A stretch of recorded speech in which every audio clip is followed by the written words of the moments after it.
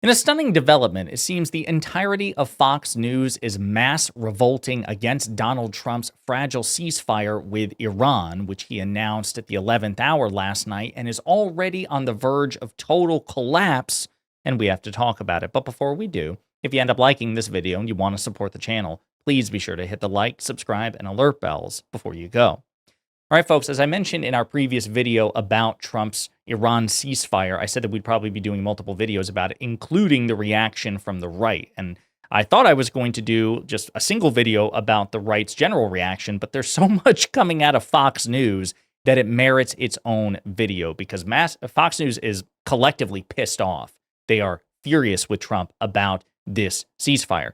On the topic of the ceasefire, I also mentioned in our previous video that it was on the verge of collapse, and Yashar Ali, a journalist, says the Islamic Republic of Iran is threatening to continue keeping the Strait of Hormuz closed and to refuse to attend peace talks in the Islamabad unless Lebanon is included in the ceasefire.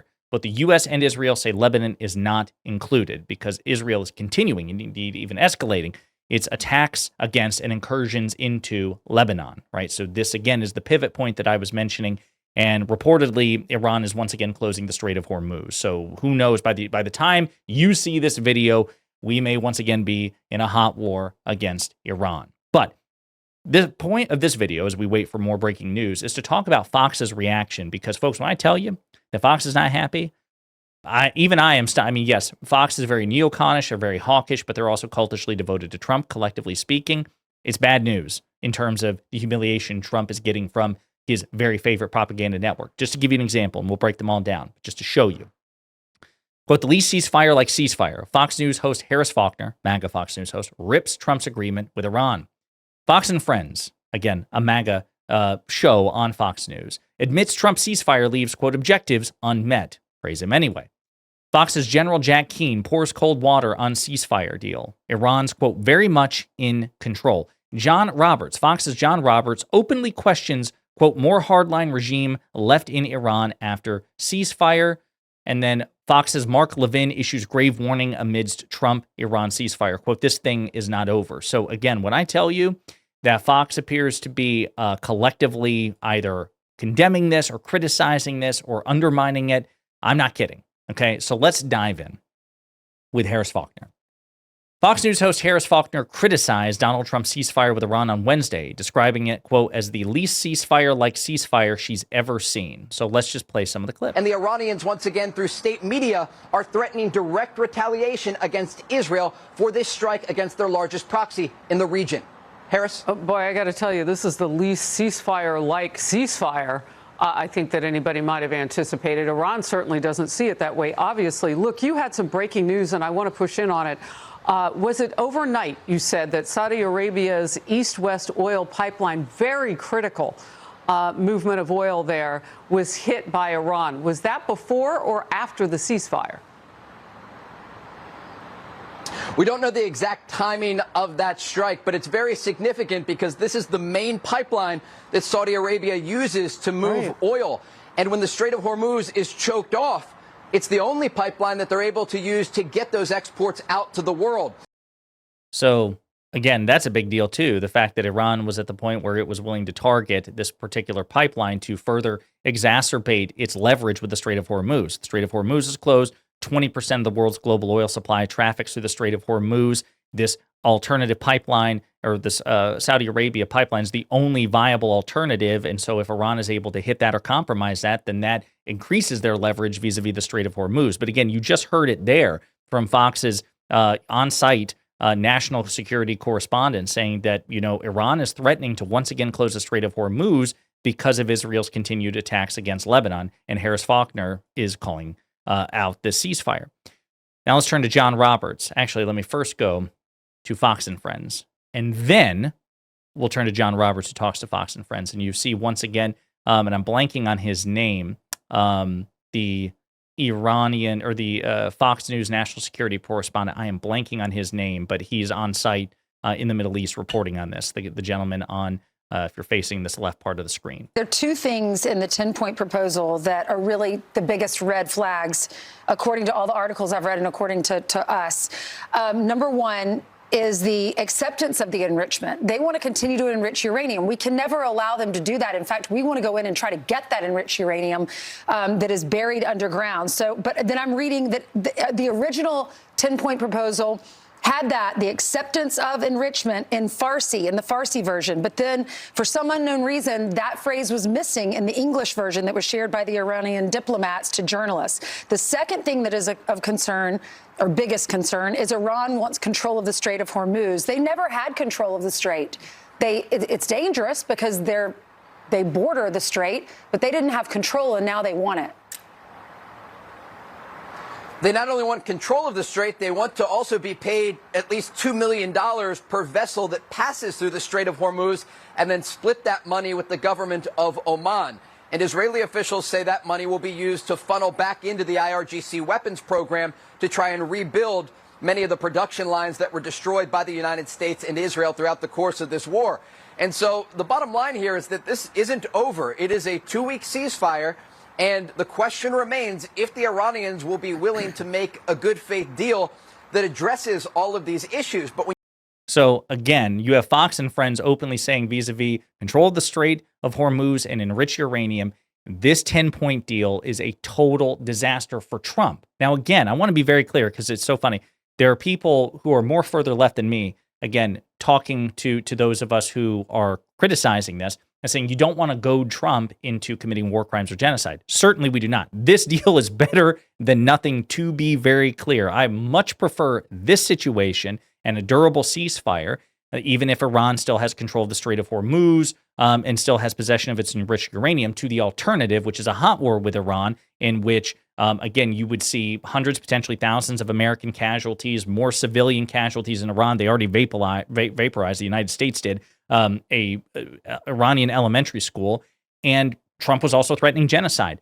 But I can't sit here and pretend that this was a success for Trump. This was, for Trump's purposes, for Trump's stated position, from Trump's posture, a humiliation that even Fox News is acknowledging, however painfully, that their cult leader, in terms of his stated objectives, has failed. Fox's John Robert openly questions, quote, more hardline regime left in after ceasefire.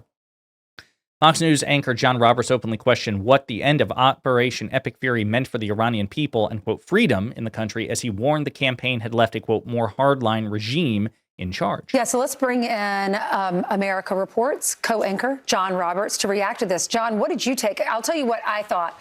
It sounds like the war is over. They're hoping to finally be able to work out their proposal, our proposal, and come to some sort of consensus, because they were talking in past tense. This is what we've done. We want to thank our military and even the people at home that support the war. Well, Asa Lawrence and Griff, I mean, there's a lot that we don't know here. And how many times have we gone into negotiations with Iran and it's fallen completely apart? Because I imagine that a lot of this 10-point plan on the part of Iran that Pakistan's prime minister put out is for domestic consumption. But there's a lot of daylight between the two proposals. Iran says that it wants a continuation of Iran's control of the Strait of Hormuz.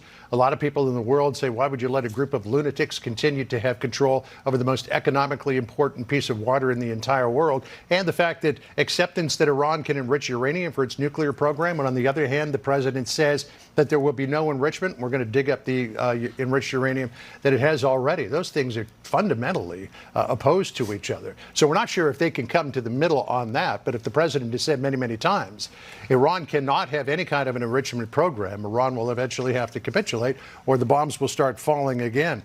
The other thing is, who is the new regime?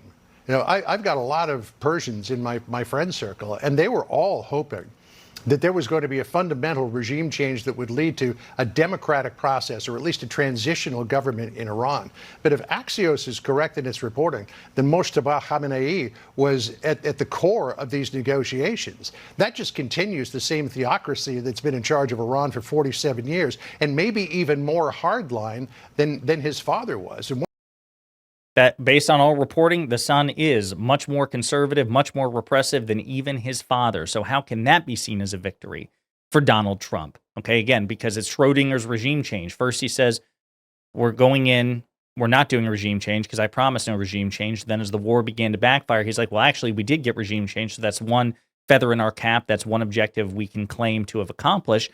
But as John Roberts and others are noting, is it really a regime change? It sounds like you've you've made the regime more hardline, more repressive, more resilient, more desperate, more vicious, younger, and according to the terms of this tentative ceasefire, which again is on the verge of collapsing, who knows where the hell it will be by the time you see this video, we're going to keep an eye on it, you're also giving them control of the Strait of Hormuz, and they plan and are already insisting that vessels passing through, according to the Financial Times, I just saw this, the Financial Times, let me pull it up here, that they're going to charge people via Bitcoin.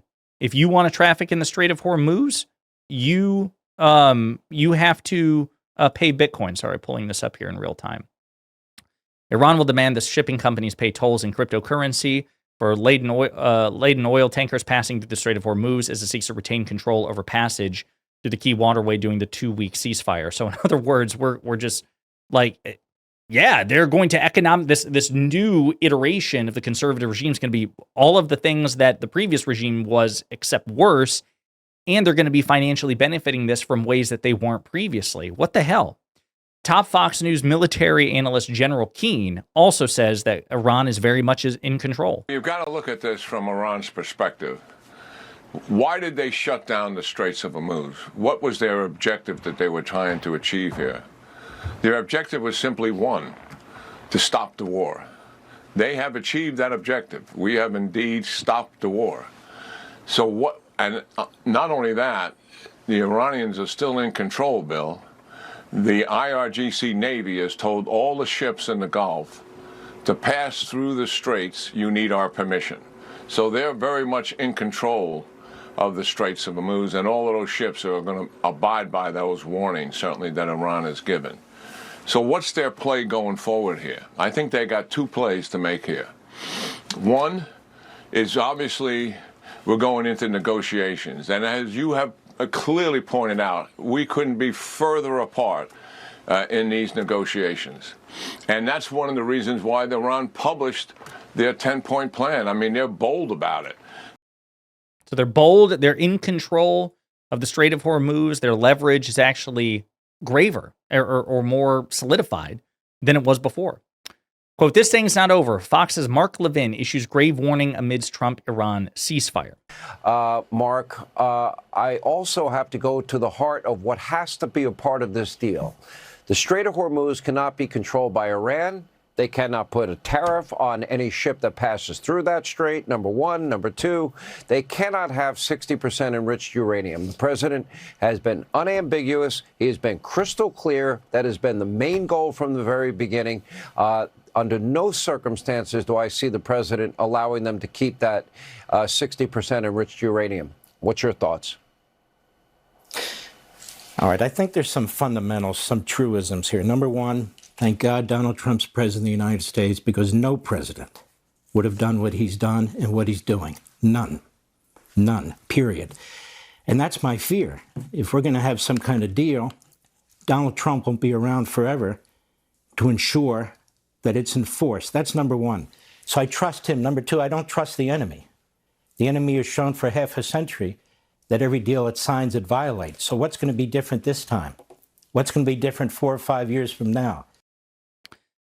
The Iranian government is brutal, repressive, extremely conservative, terrible group, and yet it was the United States that shredded a deal that we made with Iran, the JCPOA. It was Donald Trump who did that. And then during 2 sets of negotiations, Trump attacked them in the 12-day war last year and then during this war here. So it's not exactly like the U.S. government under Donald Trump is an honest broker, number one. Number two, again, I love all the throat clearing Mark Levin has to do here, basically, because he's not happy with this war whatsoever. But, I trust Trump. Trump's perfect. The problem is Trump won't be around forever. So this deal that Trump is inking, it's actually really bad. But as long as he's here, it's fine. So again, Mark Levin wants to have his cake and eat it too. But yet he goes on to say just 3 hours ago, these 10 points are an absolute disaster. The 10-point proposal, that was the predicate, according to Trump, for the ceasefire. Larry Kudlow, former Trump advisor, also Fox News host, says this: Wall Street Journal posting Iran's 10 points from Now News. Number 2, continuation of Iran's control of the Strait of Hormuz. Number 3, acceptance that Iran can enrich uranium for its nuclear program. Is this what we want? Again, from Donald Trump's stated goals, these things are mutually exclusive to what he wants. And yet, This is apparently what he agreed to. Again, as we speak, the ceasefire is on the verge of collapse, so the whole thing could be moot anyway. Lindsey Graham, not happy about this. Top Trump ally, neocon, hawk, Lindsey Graham, very upset by this. Like everyone, I hope we can end the reign of terror, the Iranian regime, through diplomacy. That's not what he was saying earlier. He was like, go ahead, send in the troops, send in the bomb strikes. Let's just crush them. Now, because Trump is, desperately trying to take this off ramp to save face, now he's like, okay, actually, diplomacy is a great idea. And I agree. Diplomacy is a much better idea than a military action, certainly than war crimes, and certainly even more than genocide, all these things that Trump was threatening to do. So now Lindsey Graham is simultaneously trying to kiss Trump's ass while also throwing shade at this arrangement. We must remember that the Strait of Hormuz was attacked by Iran after the start of the war, destroying the freedom of navigation. Going forward, it is imperative Iran is not rewarded for this hostile act against the world. As to an Iranian 10-point proposal to end the war, I look forward to reviewing it at the appropriate time and its submission to Congress for a vote, like we did with the Obama JCPOA. In other words, he's saying, hey, Trump, God King Trump, God Emperor Trump, I need you to kind of respect the Constitution, separation of powers, and submit this the way that even Obama did so we can review it and approve it, right? So again, Lindsey Graham's trying to have his cake and eat it too, trying to kiss Trump's ass, also trying to throw shade at Trump's ceasefire proposal based on Iran's 10 points, and also trying to gently remind Trump that in this case, he has to go through Congress. He also says, I want to reaffirm that from my point of view, every ounce of the approximately 900 pounds of highly enriched uranium has to be controlled by the U.S. and removed from Iran to prevent them in the future from having a dirty bomb or returning to the enrichment business, the Libya model, for lack of a better phrase. Time will tell. Glenn Greenwald, right-leaning libertarian, says Lindsey Graham is at least honest enough to admit that he's upset about this outcome and knows the war aims weren't achieved. But I hope Trump stays convinced that he won, or can credibly pretend that he believes that, because that's most likely to end this war permanently. Tommy Vitor, Pod Save America, says, always fun to watch Fox News or rewrite its scripts in real time as Trump flip-flops on a policy. Earlier today, the war was just and righteous and must go on for the security of the world. Tonight, getting a ceasefire was brilliant. Not mentioned, we had a ceasefire on February 27th. So there you have it, folks. Again, as we speak, Trump's ceasefire appears to be collapsing. Iran is once again threatening to close the Strait of Hormuz because Israel keeps attacking Lebanon. And according to Iran, that was a major condition of the ceasefire. So who knows what will happen in the next 5 minutes or 5 hours. But at the same time, Fox is engaging in mass rebellion, openly condemning Trump's ceasefire to begin with. They recognize that from Trump's vantage point, from Trump's stated objectives, Trump has failed, Trump has caved, Trump has blinked. Now, from my vantage point, that is infinitely better than the alternative, but I can't pretend that this is some sort of massive win for Trump. It is objectively not, and even Fox News recognizes it. It may be a win for the world to avoid genocide, co-sign that, but this is not a win for Trump. Trump lost this war if the ceasefire holds. In the meantime, let me know what you think in the comments.